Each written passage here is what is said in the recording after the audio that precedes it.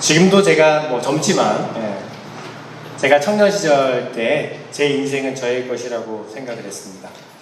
저의 삶은 그저 그냥 단색의 천으로 만들어진 옷과 같다고 생각을 했습니다. 그런데 가정을 이루게 되고 부모가 되고 또 교회를 섬기고 목회를 하고 조금씩 이제 나이가 들어가면서 제 삶을 돌아보았을 때 저는 제 인생의 여러 가지 다양한 옷감들이 이렇게 붙여져 만들어진 퀼트와 같다는 것을 깨닫게 되었습니다. 지금까지 주변에 많은 사람들의 도움과 희생과 수고와 사랑의 그 조각들이 한 땀 한 땀 엮어지고 짜여져서 제 인생이 만들어져 왔다는 것을 깨닫게 되었습니다.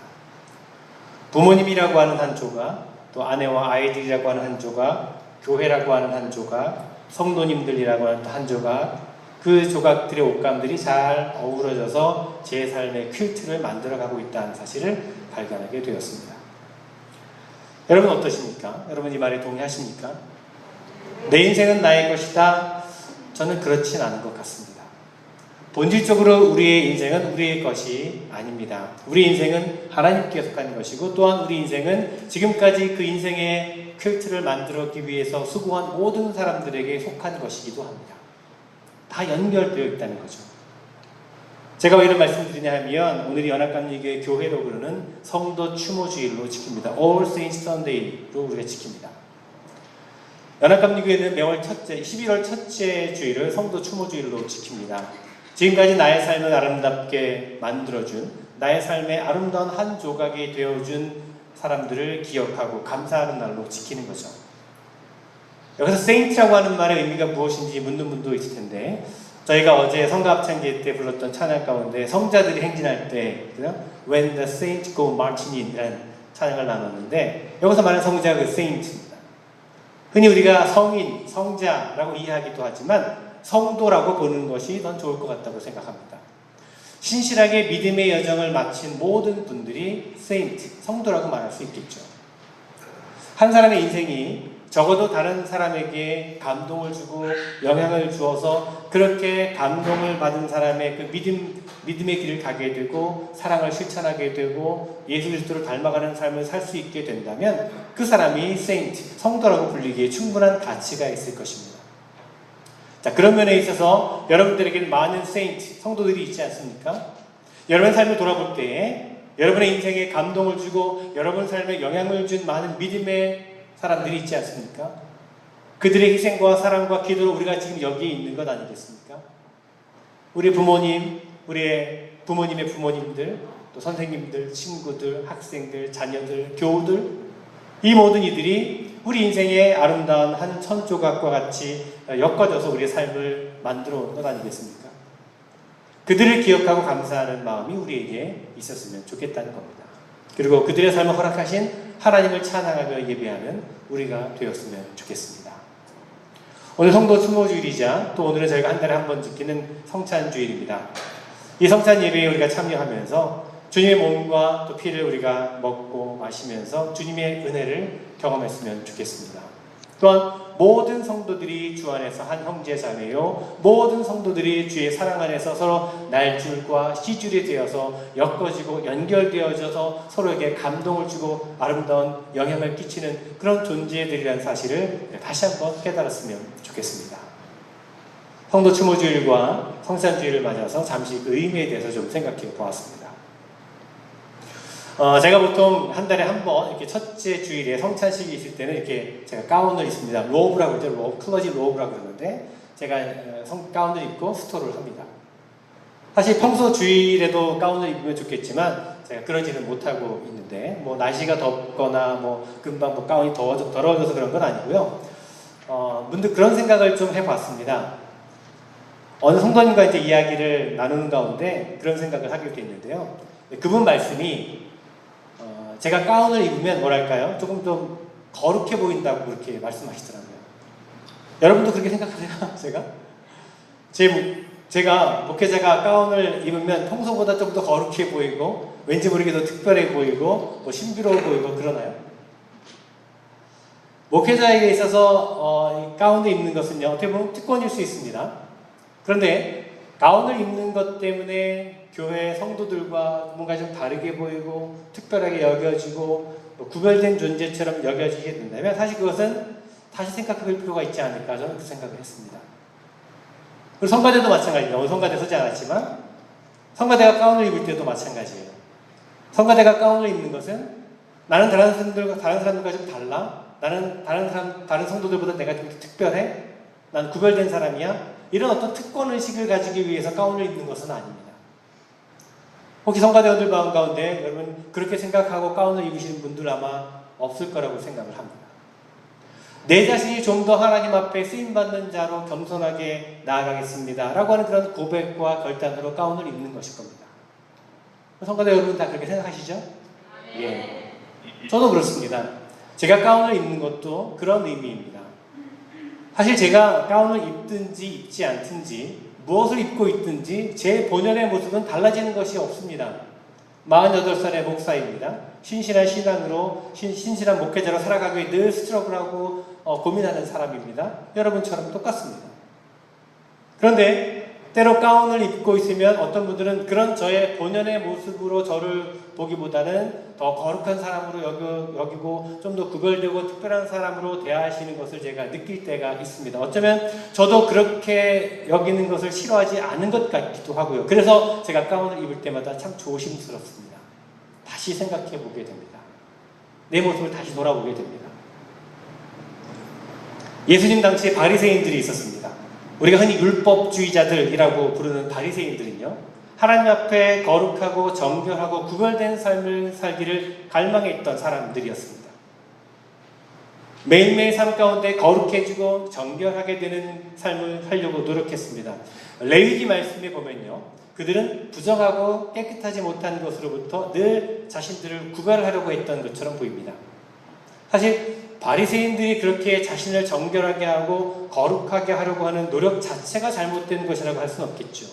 그런데 그들이 잘못한 것이 두 가지가 있습니다. 첫째는 그들이 정결법을 남용했다는 것이고요. 두 번째는 그들이 행했던 종교의식이라든지 그들이 입고 있었던 옷이라든지 그들이 먹는 음식으로 인해서 자신들을 스스로 뭔가 좀 거룩하고 정결하다라고 그렇게 스스로 간주했던 것이 잘못입니다. 자, 먼저 레위기에 나오는 정결법에 대해서 생각해 볼까요? 여러분, 하나님께서 이스라엘 백성들에게 시내산에서 정결법을 주셨습니다. 그들에게 정결법을 주신 것은 그들을 거룩한 공동체, 건강한 공동체로 만들기 위해서입니다. 예를 들면 레위기 13장에 보면 문둥병에 대한 규례가 나옵니다. 요즘 말로 하면 나병이죠, 나병. 자, 그 말씀에서 보면 어떤 사람의 피부에 종기 같은 것이 보이면 제사장에게로 데리고 가서 또 제사장이 그 증상을 보고 문둥병으로 의심이 되면 부정하다라고 선포를 해야 합니다. 그리고 그가 문둥병으로 판명을 받게 되면 그는 진 밖으로 데려가 나가서 깨끗하게 될 때까지 다시 진 안으로 들어오지 못하고 홀로 지내게 되었습니다. 자, 어떻게 그렇게 냉정할 수 있겠는가 할 수 있겠지 모르겠지만 당시의 문둥병은요, 광야의 삶을 살아가는 이스라엘의 공동체에 있어서는 굉장히 심각한 질병이었습니다. 전염이 될 수 있는 전염병이었습니다. 한 사람이 병에 걸리면 공동체 안에 다른 사람에게 전염이 되는 것은 시간 문제였습니다. 그래서 한 사람을 부정하다, unclean이라고 선언함으로써 다른 사람들이 안전하게 될 수 있는 것이었습니다. 나아가 전체 공동체가 안전하고 건강하게 될 수 있는 것이었습니다.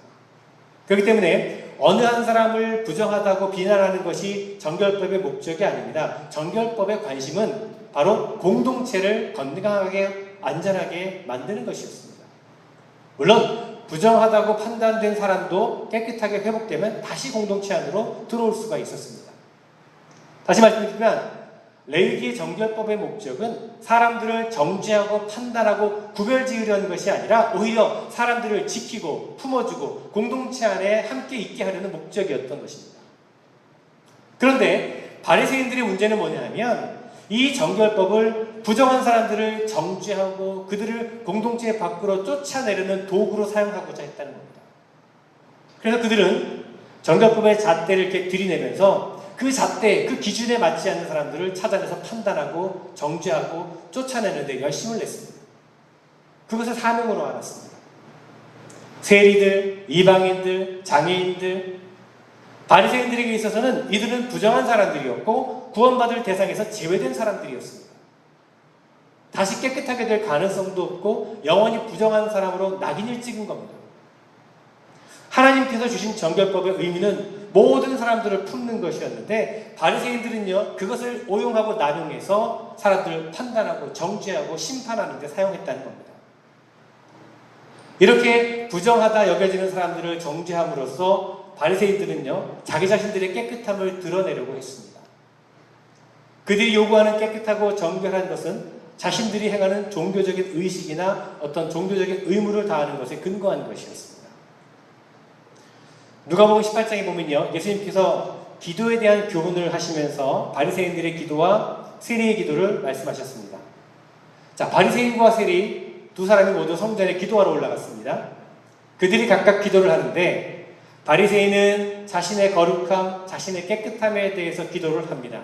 이렇게 기도하죠. 누가복음 18장 11절에 보면 하나님이여 나는 다른 사람들 곧 토색, 불의, 간음을 하는 자들과 같지 아니하고 이 세리와도 같지 아니함을 감사하나이다. 나는 일에 2번씩 금식하고 또 소득의 11조를 드리나이다. 무슨 말입니까? 하나님, 나는 깨끗한 사람입니다. 나는 종교적인 의무를 다했습니다. 그러니 나는 깨끗한 사람입니다. 그런 말입니다. 그렇습니다. 바리새인에게 있어서 거룩함과 정결함이라고 하는 것은 단지 어떤 종교적인 의식과 의무를 잘 지키고 행하는 것이었습니다. 무엇을 입는지, 무엇을 먹는지, 어떤 의식을 행하는지 이것이 거룩함의 기준이 됐다는 겁니다. 오늘 우리가 읽은 본문의 말씀 마태복음 15장에서 예수님께서 바리새인들에게 말씀하십니다. 11절에 보니까 입으로 들어가는 것이 사람을 더럽게 하는 것이 아니라 입에서 나오는 그것이 사람을 더럽게 하는 것이니라. 또 보면 17절부터 20절 보면 입으로 들어가는 모든 것은 배로 들어가서 뒤로 내버려지는 줄 알지 못하느냐. 입에서 나오는 것들은 마음에서 나오나니 이것이야말로 사람을 더럽게 하느니라. 마음에서 나오는 것은 악한 생각과 살인과 간음과 음란과 도둑질과 거짓 증언과 비방이니 이런 것들이 사람을 더럽게 하는 것이요 씻지 않는 손으로 먹는 것은 사람을 더럽게 하지 못하느니라. 그렇습니다, 여러분. 이 말씀은 우리의 외적인 모습이 우리를 거룩하게 만드는 것이 아니라 우리의 내면이 거룩해져야 한다는 것입니다. 우리가 매 주일 예배에 빠지지 않고 참여한다고 해도 우리가 정확하게 우리 수입의 11조를 떼어드린다 하더라도 우리가 금식 기도를 많이 한다고 해도 우리가 모든 말씀과 계명을 지킨다고 해도 그것으로 우리가 거룩해지고 정결하게 되는 것이 아니라는 것입니다. 그렇다고 여러분 예배에 빠지고 11조도 하지 않고 기도도 하지 말고 말씀도 지키지 말라는 얘기가 아닙니다. 꼭 그렇게 이해하시는 분이 계신데 그런 말이 아니죠. 중요한 것은 우리의 내면이라는 겁니다. 우리의 내면. 우리의 마음이 우리의 내면이 하나님의 은혜로 정결하게 되지 아니하면 우리는 여전히 부정한 사람이라는 겁니다. 거룩함, 정결함, 깨끗함 이것은 우리의 외적인 모습에서 찾을 수 있는 것이 아니라 그것은 우리의 마음, 우리의 내면 깊은 곳에서부터 나오는 것입니다. 우리가 소유하고 있는 것, 우리가 입고 또 먹고 있는 것, 우리가 남들에게 보여지는 모습으로 인해서 거룩하고 정결하게 되는 것이 아니라 우리 안에 우리 내면 깊은 곳에 무엇이 있는가 하는 것이 바로 우리를 정결하고 거룩하게 만든다는 것을 여러분 기억하시기 바랍니다. 자, 그런 생각에서 저는 이 가운을 입을 때마다 클러지 셔츠를 입을 때도 마찬가지인데 더욱 조심하려고 하고 더욱더 제 자신의 내면의 모습이 어떤지를 돌아보려고 합니다. 제가 아무리 고상하고 멋진 가운을 입는다고 해도 제 안에 여전히 인간적인 욕망이 있고 미움이 있고 시기와 질투가 제 안에 있다면 저는 아무리 멋진 가운을 입고 있어도 여전히 부정한 사람에 불과합니다. 우리는요 여러분 다른 사람들의 겉모습을 보고 참 쉽게 판단하는 경향이 있습니다. 뭔가 좀 고상한 옷을 입고 겉으로 보여지는 모습이 참 위험이 있어 보이면 왠지 좀 특별한 사람으로 여기고 특별한 사람으로 대하려고 합니다. 그런데 이 겉으로 보여지는 모습이 좀 보잘것없어 보이고 좀 초라해 보이면 뭔가 좀 삐딱한 시선으로 그를 바라보고 하찮게 여기는 경향이 있습니다. 지난 주중에 여러분 야구 좋아하시는 분들 메이저리그 베이스볼 월드 시리즈가 지난 주중에 끝났습니다. 아주 드라마틱한 경기로 워싱턴 내셔널스가 이제 우승을 차지했는데, 제가 월드 시리즈 야구 경기 얘기하는 건 아니고요. 피윌 리스라고 하는 야구 선수가 있었습니다. 메이저리그 야구를 좋아하시는 분이라면 한 번쯤 들어보신 이름일 텐데, 브루클린 다저스와 LA 다저스에서 뛰었던 전설적인 야구 선수입니다. 1940년대와 50년대 10번의 올스타에 뽑혔고 야구 명예의 전당에 이름이 올랐던 선수입니다. 그런데 그가 유명한 것은 그의 실력보다도 그의 친구인 제키 로빈슨과의 우정 때문입니다. 제키 로빈슨, 여러분 들어보시죠. 제키 로빈슨은 미국 프로야구 역사에 있어서 첫 번째 흑인 야구 선수였습니다. 아마 들어보셨을 겁니다. 1947년에 다저스 구단이 제키 로빈슨을 선수로 영입하겠다라고 발표를 했을 때 다른 모든 구단과 선수들은 흑인 선수가 메이저리그에서 뛰게 된다는 것을 있을 수 없다라고 탄원서를 냈습니다.